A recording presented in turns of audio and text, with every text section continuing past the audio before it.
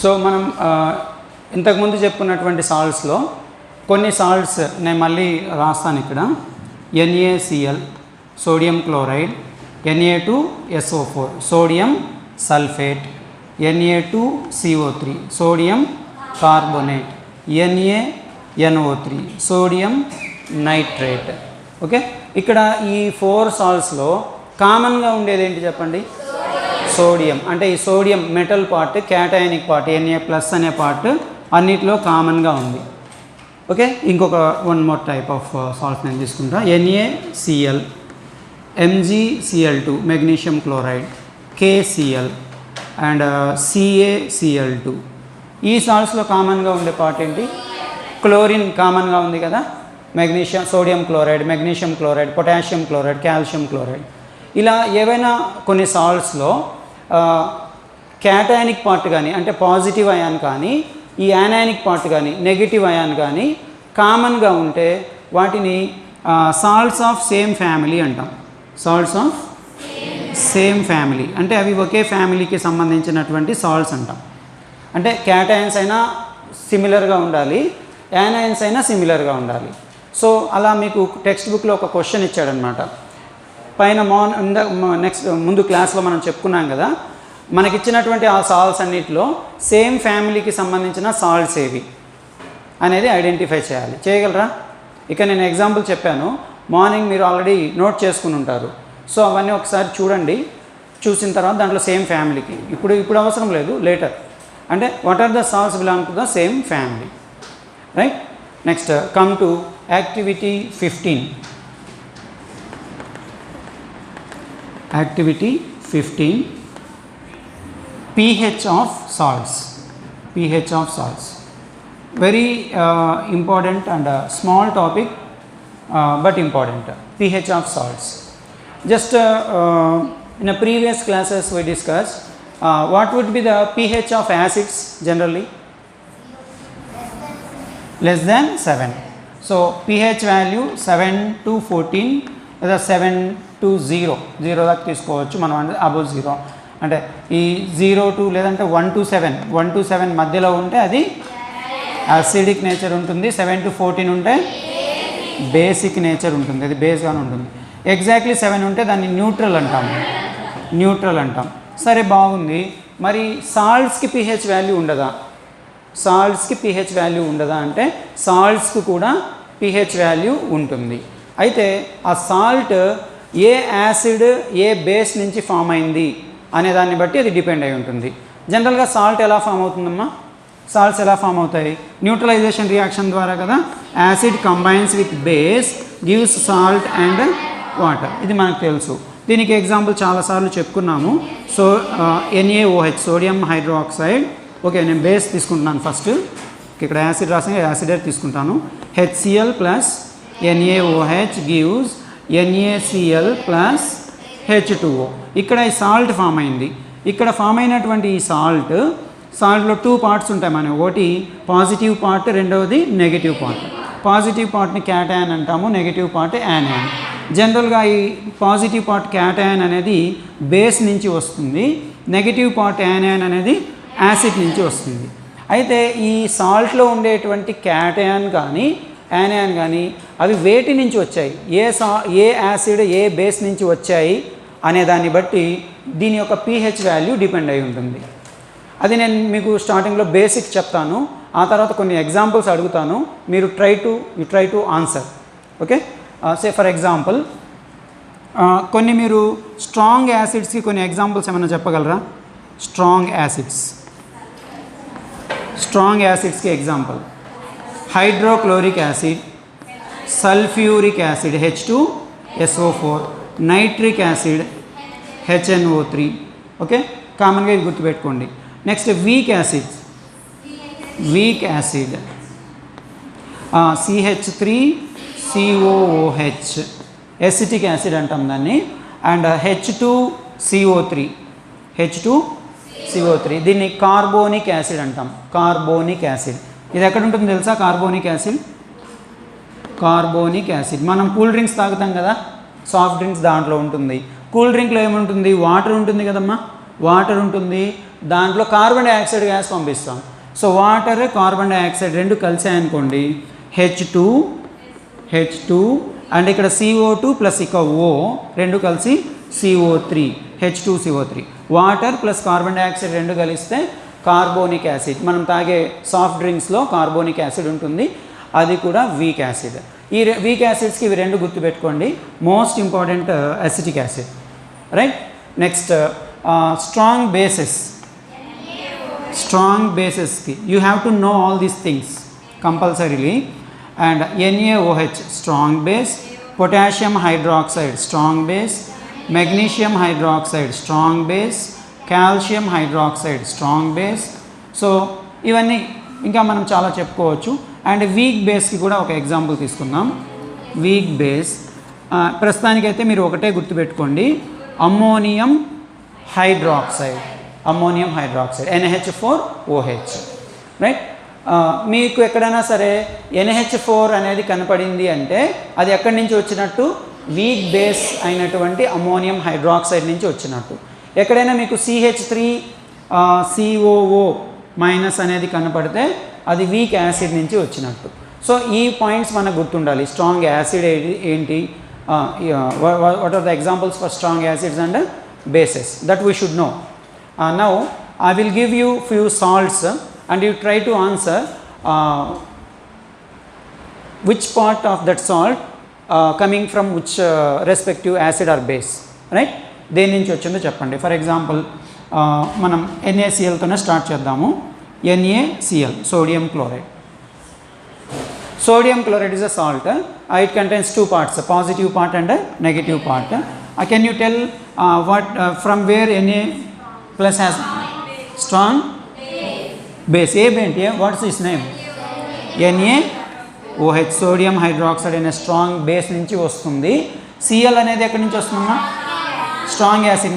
Name of the acid hydrochloric acid అనే strong acid నుంచి వస్తుంది.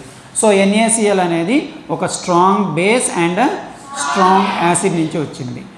ఇలాంటి strong acid and strong base ద్వారా ఫామ్ అయినటువంటి సాల్ట్స్ యొక్క pHని కానీ మనం అబ్జర్వ్ చేస్తే వాటి pH 7 ఉంటుంది exactly. Strong acids, strong bases నుంచి ఫామ్ అయినటువంటి సాల్ట్స్ యొక్క pH ఎంత ఉంటుంది? 7. pH value of such salts will be 7. ఎందుకు అంటే ఇక్కడ రెండు స్ట్రాంగ్ కదా, రెండు స్ట్రాంగ్ అవ్వడం వల్ల ఇది కంప్లీట్గా డీకంపోజ్ అవుతుంది. సోడియం హైడ్రాక్సైడ్ని వాటర్లో డిజాల్వ్ చేసామనుకోండి, అది Na+OH- ప్రొడ్యూస్ చేస్తుంది. హైడ్రోక్లోరిక్ యాసిడ్ని వాటర్లో డిజాల్వ్ చేస్తే అది H+Cl- అయాన్స్ను ప్రొడ్యూస్ చేస్తుంది. ఎన్ని అంటే ఎంత తీసుకుంటామో అంత కంప్లీట్గా డీకంపోజ్ అయిపోతుంది. అందుకని వాటికి స్ట్రాంగ్ అనే పేరు వచ్చింది. స్ట్రాంగ్ యాసిడ్ లేదా స్ట్రాంగ్ బేస్ అంటే they undergo complete dissociation when dissolved in water. వాటిని వాటర్లో కరిగించినప్పుడు అవి కంప్లీట్గా అయాన్స్గా విడిపోతాయి. సగం అయాన్స్గా విడిపోయి సగం నాన్ అయానిక్ స్టేట్లో ఉండడం జరగదు. ఓకేనా? So strong acids, strong bases వలన ఏదైనా సాల్ట్ ఫామ్ అయితే వాటి pH ఎంత ఉంటుంది? 7 ఉంటుంది. రేపు మీకు పబ్లిక్ ఎగ్జామ్లో ఏదైనా ఒక క్వశ్చన్ ఇలా అడిగాడు అనుకోండి, మీరు ఆన్సర్ చేయగలరేమో చూడండి. దీనికి రిలేటెడ్గా I will give one more example. Magnesium sulphate. Magnesium sulfate is a salt. What would be its pH? Anybody? 7 ఉంటుందా, అంతకంటే ఎక్కువ ఉంటుందా, తక్కువ ఉంటుందా? ఎక్కువ తక్కువ అనేది ఇంకా మీకు తెలియలేదు అంటే నేను తీసుకు 7 ఉంటుంది. గుడ్. ఎందుకని? మెగ్నీషియం అనేది స్ట్రాంగ్ బేస్, మెగ్నీషియం హైడ్రాక్సైడ్ నుంచి వస్తుంది. Sulphate strong acid, hydrogen sulphate, అది సల్ఫ్యూరిక్ యాసిడ్ నుంచి వస్తుంది. రెండు స్ట్రాంగ్ యాసిడ్, స్ట్రాంగ్ బేసెస్ నుంచి వస్తాయి కాబట్టి దీని pH ఎంత ఉండొచ్చు? 7 ఉండొచ్చు. So what we have learned here from this point, the pH value of a salt which is formed from strong acid and strong base will be 7. Right. Next will take some more examples and one more salt I will take. NH4Cl, ammonium chloride. Ammonium chloride is a salt. And in this salt, from where NH4 plus ion might have come? NH4 plus ఎక్కడి నుంచి వచ్చి ఉండొచ్చు? Cl minus ఎక్కడి నుంచి వచ్చి ఉండొచ్చు? NH4 plus ఎక్కడి నుంచి వస్తుంది? Weak base, very good. Weak base ammonium hydroxide అనే వీక్ బేస్ నుంచి వస్తుంది. So this is from weak base. And CL from strong acid, HCl కదా, స్ట్రాంగ్ యాసిడ్. ఓకే, ఇప్పుడు ఒక salt weak base and strong acid ద్వారా కానీ form అయితే దాంట్లో ఏదైతే స్ట్రాంగ్గా ఉంటుందో దాని పీహెచ్ని ఫాలో అవుతుంది.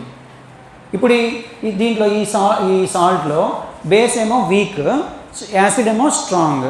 కాబట్టి టోటల్ సాల్ట్కి ఎసిడిక్ నేచర్ ఉంటుంది. ఎందుకు? స్ట్రాంగ్ యాసిడ్ కదా, అంటే ఎసిడిక్ పార్ట్ స్ట్రాంగ్గా ఉంది కదా. సో టోటల్గా ఓవరాల్గా ఈ సాల్ట్కి ఏ నేచర్ ఉంటుంది? అసిడిక్ నేచర్ ఉంటుంది. కాబట్టి దీని యొక్క pH వాల్యూ ఎంత ఉండొచ్చు?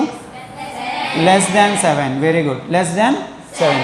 So a salt which is formed from a combination of weak base and strong acid will be less than 7. Next I'll give one more salt, and CH3COO Na. Name of this salt is sodium acetate. Sodium acetate. Most of you not noting these points. Okay, sodium acetate. Okay, from this from where this acetate might have come?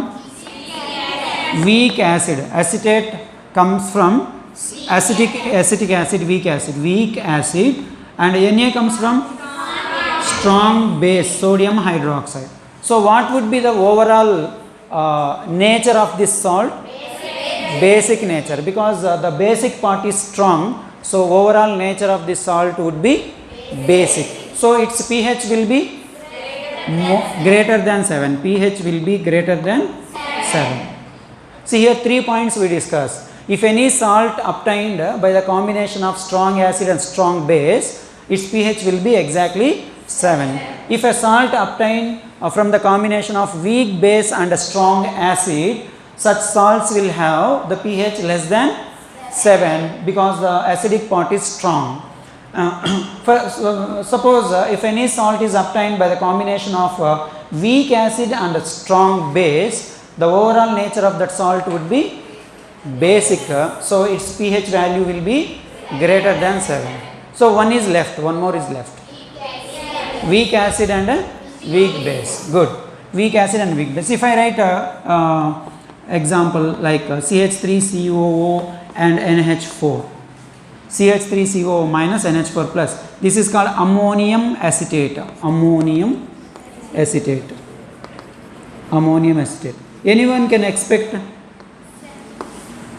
Both are weak. Weak acid, this acetate ion comes from acetic acid, weak acid, and NH4 comes from ammonium hydroxide, weak base.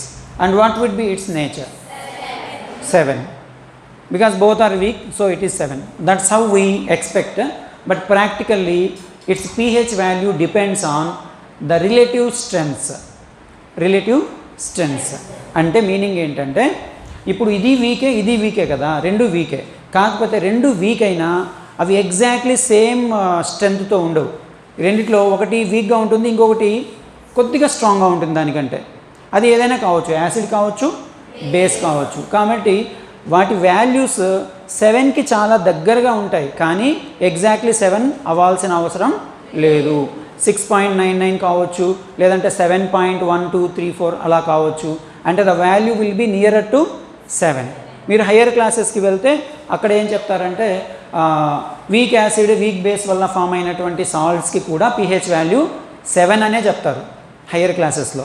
But ఇప్పుడు మనం మన text బుక్లో ఇచ్చిన కంటెంట్ని follow అవ్వాలి కాబట్టి దాని ప్రకారం యాక్చువల్గా అయితే అదే టెక్స్ట్ బుక్లో ఇచ్చింది కరెక్ట్ 100%, దాంట్లో డౌట్ లేదు. రిలేటివ్ స్ట్రెంత్స్ మీద ఆధారపడి ఉంటుంది. రెండు వీకే కానీ మనం కరెక్ట్గా దాని వాల్యూ ఇంత ఉంటుందని చెప్పలేము. ఓకేనా? సో ఇప్పుడు 4 పాయింట్స్ ఒకసారి రీకాల్ చేసుకుందాము.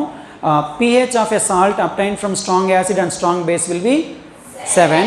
pH of a salt obtained from weak base and strong acid will be less than 7. pH of a salt obtained from the combination of strong base and weak acid greater than 7. And if salt obtained from both the weak acid and weak base, then its pH will be it depends on the relative strengths of the acids and bases. అంటే ఆ weak acid week bases యొక్క స్ట్రెంగ్త్ని బట్టి అది depend అయి ఉంటుంది. Exactly 7 అని మాత్రం మనం చెప్పలేము. ఒకవేళ మీకు రేపు ఆబ్జెక్టివ్ క్వశ్చన్స్లో ఎక్కడన్నా క్వశ్చన్ వచ్చి రిలేటివ్ స్ట్రెంగ్త్ అనే మాట లేకుండా pH = 7 అని కానీ మెన్షన్ చేసి ఉంటే you can go directly for that answer, no problem. ఓకేనా? So this is one of the very important topics for 1 marks or a half mark.